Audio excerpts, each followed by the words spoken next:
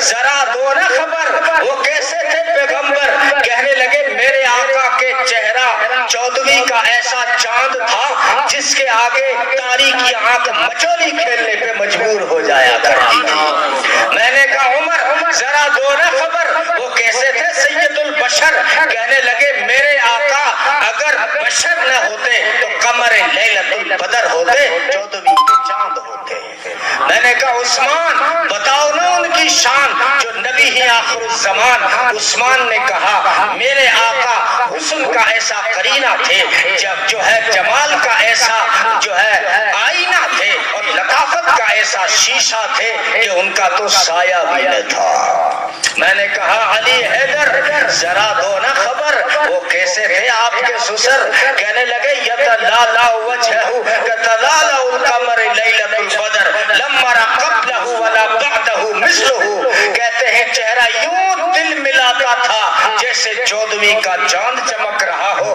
ہم نے نہ ان سے پہلے کوئی ایسا حسین سنا نہ دنیا ایسا حسین بعد میں دیکھ پائی۔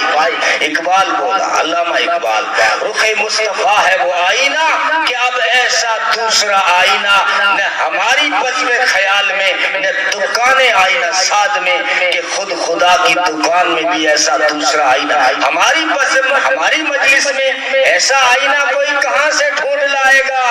ایسا حسین آئینہ اب خدا کی دکان میں بھی نہیں ہے، یہ علامہ اقبال کا کہنا ہے۔ اللہ نے ایسا دیا ہے۔ دیکھنے والے بتاتے ہیں ابو ہریرہ بتاؤ نا آپ تو شاگرد خاص رہے ہیں، بتاؤ نا وہ استاد کیسے تھے؟ فرمانے لگے کأن الشمس تجری فی وجہی، میرے استاد کے چہرے میں مجھے چمکتے ہوئے اور چلتے ہوئے آفتاب اور مہتاب چاند اور سورج نظر آتے تھے۔ میں نے کہا انس تم تو خادم خاص رہے، 10 سال قرب تم نے اٹھایا ہے اور خدمت کی ہے، بتاؤ نا کہ وہ آقا کیسے تھے؟ انس کہنے لگے کیا بتاؤں، جب بھی میں نے مصافحہ کیا ہاتھوں کو ریشم اور دیباج سے زیادہ نرم پایا، وجود سے جو خوشبو آتی تھی وہ مشک اور عنبر سے زیادہ معطر ہوا کرتی تھی۔ انس کو کعب بن مالک کہتے ہیں کأنہ قطعۃ من القمر، وہ تو چاند کا ٹکڑا تھے۔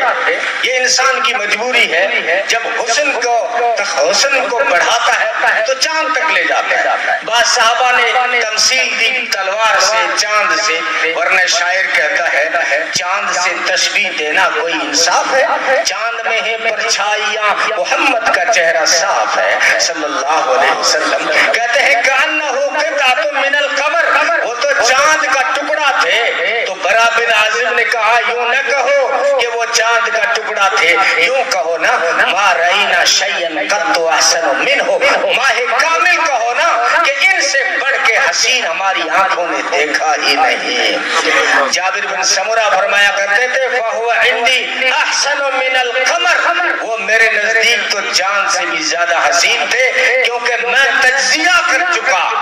ایک مرتبہ میرے آقا مسجد نبوی کے آنگن میں سرخ کرنوں میں سراج منیر، سرخ داری چادر، اور آسمان کے دامن میں چاند چمک رہا تھا، پلٹ کے دونوں کو دیکھا، لیکن کہتا ہے جب میں چاند کو دیکھنے کے بعد، میرے آقا کا چہرہ دیکھنے کے بعد جب میں چاند کو دیکھتا تو آقا کے چہرے کے مقابلے میں مجھے چاند پھیکا پھیکا نظر آتا۔ جابر بن سمرہ کہتے ہیں وہ